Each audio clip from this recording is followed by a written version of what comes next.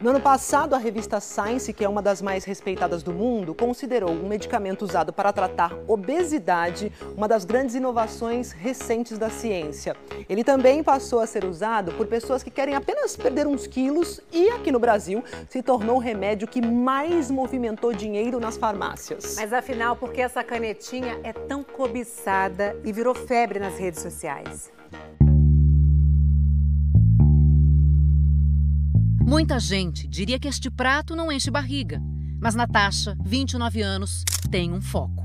A foto postada nas redes sociais ganha 152 curtidas e alguns comentários de incentivo. Mas o que faz sucesso mesmo é publicação de corpo inteiro sequinho, magra, com elogios pipocando por causa da aparência. Natasha, que mora em Tatuí, interior de São Paulo, nem termina de comer o pouco que tinha no prato. Eu mudei todo o meu hábito alimentar.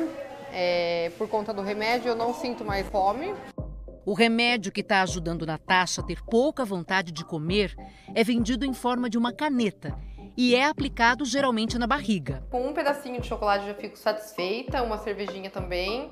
Eu notei nas redes sociais algumas influenciadoras que também estavam perdendo peso com dieta, com academia, mas que era um período meio curto, então eu desconfiei que também fizessem o uso do medicamento. De tão febre que virou mundialmente, a farmacêutica que inventou essa canetinha desbancou a líder europeia e toda poderosa fabricante de bolsas e malas de viagem de luxo. Novo Nordisk é a empresa mais valiosa da Europa. Ela tirou o trono da Louis Vuitton, tem 480 bilhões de dólares. O PIB da Dinamarca, sem a indústria farmacêutica, teria sido menos meio nos primeiros 9 meses de 23. E o PIB cheio total foi 1,3% para cima. Uma diferença muito grande, né?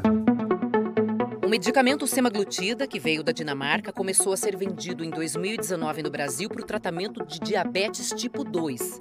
Depois, passou a ser usado pelos médicos também para tratar obesidade. A semaglutida, assim como outros medicamentos da mesma classe, eles são semelhantes ao hormônio GLP-1, que é um hormônio que a gente produz no intestino depois de uma refeição. Então, ele vai no estômago, segura um pouco mais a comida lá, então isso dá uma sensação de saciedade. Ela é diferente dos medicamentos mais antigos, porque eles agiam via serotonina, noradrenalina, e isso poderia ter impacto tanto no humor, quanto também em termos de frequência cardíaca. Elas conseguem, pela primeira vez, perdas médias de peso acima de 15%. Os medicamentos mais antigos, se chegavam a 10% na média, já era considerado um resultado extraordinário. Tem outros medicamentos surgindo que vão conseguir resultados acima de 20% do peso. Só que um detalhe limita para algumas poucas pessoas essa descoberta da ciência. Uma caneta vendida facilmente sem receita nas farmácias custa em média R$1.000. Tem pacientes que usam mais de uma por mês. Nesse ano agora de 2024, o medicamento ele vai diminuir de preço? Não existe uma previsão de redução de preço da medicação. Hoje o que nós vivemos é uma situação de não conseguir entregar toda a medicação que o mercado demanda, e isso não é apenas no Brasil, mas no mundo todo. O médico diz que ela tem uma solução para você. Você tem que tomar essa medicação. E aí você vai ver a medicação custar R$1.000 e pouco e a sua mãe recebe 800 para você comer, para você pagar a luz, para você viver. Tem como. Estela, 33 anos, de Itajaí, Santa Catarina, representa muitos brasileiros com obesidade. A obesidade é uma doença que cresce mais a prevalência em pessoas de nível socioeconômico mais baixo. Então, essas pessoas, elas não têm acesso à medicação.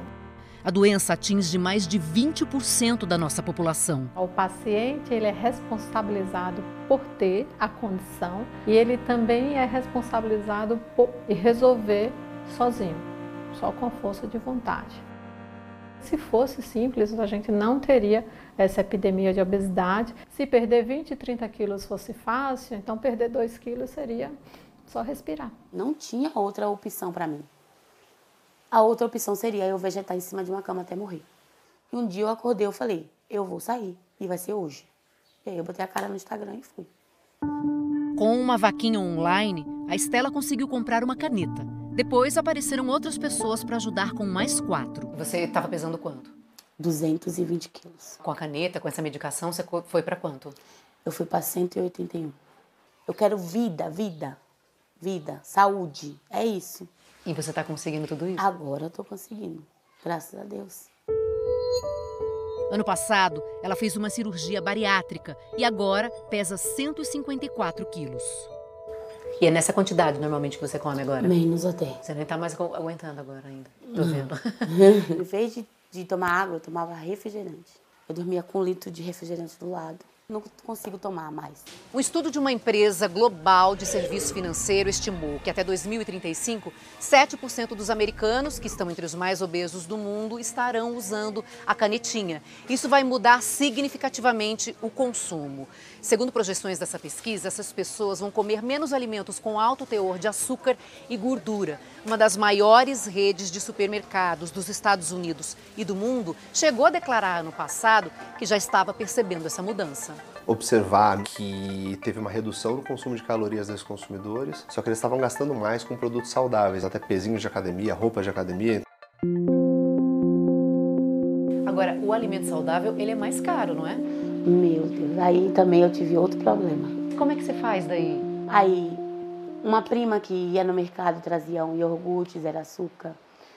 Uma vizinha que ia no mercado lembrava de mim, trazia um suco. E é assim. Se a obesidade vem crescendo mais em população de baixa renda, isso se deve muito ao fato de que alimentos de baixo poder nutricional tendem a ser mais baratos. Isso é perverso e a gente precisa evoluir para, num futuro breve, termos opções disponíveis para a obesidade no Sistema Único de Saúde. E eu não estou nem falando desta medicação, não tem nenhuma medicação para a obesidade no Sistema Único de Saúde. Para muita gente que sofre de obesidade, uma doença crônica, os médicos prescrevem uso contínuo do remédio. Mas é comum hoje o uso temporário, apenas para perder uns 2, 3 quilos. Fiz agora em janeiro uma viagem de 10 dias e eu acabei me descontrolando na comida e no álcool. Cheguei com uns 3 quilinhos a mais do meu peso, eu procurei meu endócrino e eu pedi para ele novamente o remédio que eu já fazia uso e eu já comecei a tomar. Agora já estou conseguindo voltar ao que eu estava em dezembro. Natasha não é a única, nem a primeira a se incomodar com 3 quilos a mais. Vamos ser sinceros, né? Antes que você aponte o dedo, puxe na memória a última vez que você pensou rapidamente em perder alguns quilinhos. Essa obsessão pelo corpo magro é torturante e atinge principalmente nós, mulheres. Não é de agora, vem de séculos e séculos. O livro A Tirania das Dietas, 2000 anos de luta contra o peso, da historiadora britânica Louise Foxcroft, fala de regimes desde a época de Hipócrates, o médico grego que viveu antes de Cristo e é considerado o pai da medicina, até as dietas de hoje. Este doutor em psicologia usou o livro para escrever uma tese sobre o assunto. Mais ou menos da década de 1910, 1920, nós temos alguns fenômenos culturais, econômicos, sociais. Em relação, principalmente às mulheres, o mercado percebe que remodelar esse corpo era algo extremamente rentável. Então você começa ali um processo de criação de padrões. E hoje em dia qual que é o padrão? Não é só o corpo magro. É o corpo magro, com músculos aparentes, barriga sarada. É o padrão das redes sociais, que não existe. Olá, boa noite. Boa noite, tudo bem? Depois que eu engravidei, eu fiquei um tempo insatisfeita com o meu corpo, né? A autoestima minha caiu. E foi aí que eu resolvi procurar ajuda médica pra mim tomar um medicamento que me ajudou a emagrecer. E daí, logo em seguida, eu já procurei a parte estética, né? Eu trouxe pro médico algumas opções de algumas influenciadoras que eu queria ficar parecida com elas. Eu acabei gastando com todos os procedimentos estéticos, eu acho que em torno de uns 150 mil, contando já com remédio. Nas últimas semanas, eu não passo um único dia sem que uma paciente venha reportando que depois do uso dessas medicações, notou como se fosse esse derretimento, uma perda muito rápida de peso, ele perde compartimentos de gordura, tanto de corpo quanto de rosto. E a gordura, para nós, é um tecido importante de sustentação da pele. São queixas relacionadas à flacidez de pele. Nesta academia em São Paulo, com mensalidade que chega a quase R$2.000, tá cheio de alunos usando a canetinha. De cada 10 alunos, quantos estão tomando a canetinha? Por volta de 6 a 7 pessoas, principalmente nessa época do verão. Quero tomar pro carnaval, eu tenho um casamento, quero ficar magra pro casamento da minha amiga. Até mesmo a própria noiva, preciso estar magra. Eu preciso saber o que você está fazendo para entender. Já tive alunas minhas que não me falaram que estavam tomando e aí, consequentemente, ficou passando mal.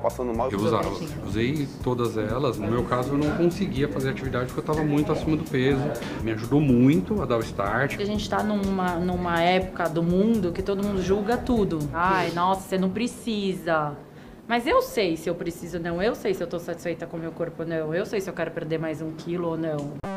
O remédio é considerado seguro, mas não há estudos apontando os riscos em pessoas que querem perder pouco peso. Não tenho testes em pacientes que não têm o diagnóstico de diabetes tipo 2 ou o diagnóstico de obesidade ou sobrepeso com alguma doença causada pelo excesso de peso.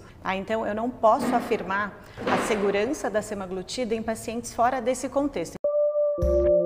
Nessa pessoa que só quer perder alguns quilos, parar de usar a medicação, ela não vai conseguir manter, vai aumentar a fome, vai acabar pensando em usar esse remédio a longo prazo. Cria uma dependência psicológica nesse sentido. Então, vamos deixar claro, não é uma dependência física, o remédio não causa dependência física.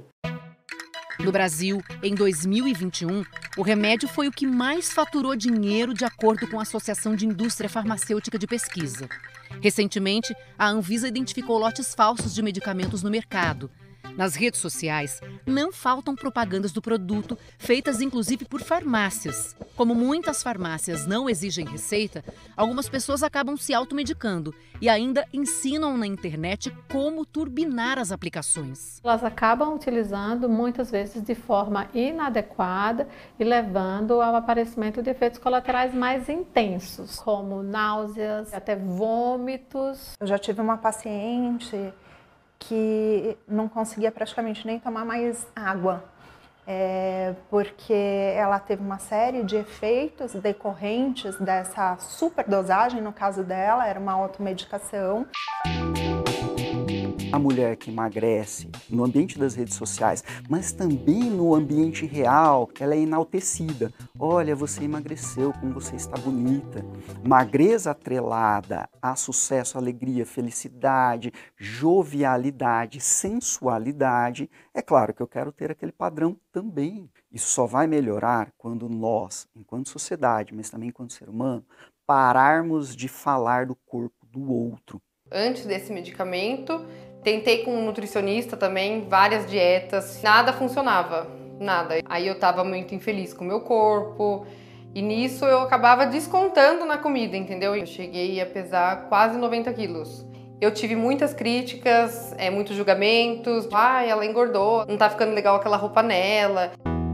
Nós estamos criando uma massa de mulheres insatisfeitas com o próprio corpo. Isso tem riscos, como os transtornos alimentares, depressão, ansiedade, entre tantos outros. Há atualmente estudos que mostram que crianças com 8 anos de idade já estão insatisfeitas com o próprio corpo. É claro que a pressão recai exatamente sobre o diferente. O que o padrão faz, Juliana? Ele silencia o diferente. Muitas vezes ele ridiculariza o diferente. Quando eu postei falando sobre a história e postei o link da vaquinha e pedi para que as pessoas me ajudassem doando, muitas pessoas disseram que o dinheiro era para comprar meu caixão, que eu já ia morrer e que ninguém mandou eu comer demais, que era para eu ter visto isso antes. Desculpa. Não precisa pedir desculpa, não. Você pode voltar a hora que você quiser falar. Porque quando eu lembro, é difícil, porque eu não conseguia fazer nada. Eu passava noites e noites sentada na cama. A dona Cláudia, mãe da Estela, também precisa do medicamento. Também não tem dinheiro, mas se recusa a fazer vaquinha depois dos absurdos que a filha ouviu. A cada crítica, a cada palavra dolorosa que magoava ela, me magoava também. Aquelas fotos dela, ela na cama, ela em pé, sabe? Abrindo o coração dela e ouvindo coisas duras, porque não é fácil a pessoa se expor, não é. Por que a senhora não quer fazer a vaquinha? Tem que fazer foto, tem que aturar as críticas, aturar isso, aturar aquilo. São coisas que eu não quero ouvir. Então, eu acho que assim, eu prefiro não.